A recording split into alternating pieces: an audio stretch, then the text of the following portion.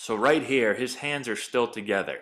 If you look at a younger player at this point, their hands are already going to be broken, and the arm is actually going to, it wants to get up and start to throw the ball too early in the process. Anytime you watch a major league player or a guy that throws very hard, this is what you're going to see, something more along these lines, where the hands still haven't broken and weight transfer, weight shift has already began. The player's already starting to move towards home plate. The hands are still together and not broken yet. If we run it forward a little bit longer, now the hands break.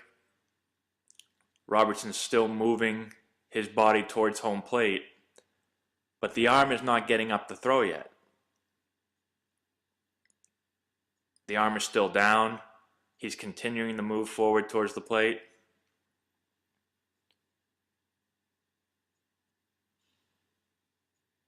Now he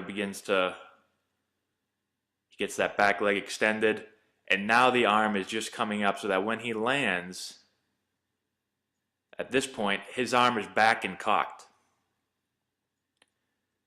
Now, if you look at a younger player in this position, their arm is already going to be basically throwing the ball to home plate. They already want to throw the ball. Whereas you look at major league players, when their front foot lands, their arms are back and cocked.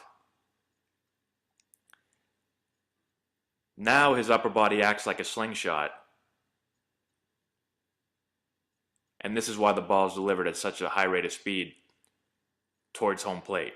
He's allowed his bottom half to work. He's allowed it to build up energy. His arm is basically just along for the ride. He doesn't rely on his arm to be the thing that creates all this power and force to throw the ball at a high rate of speed to home plate.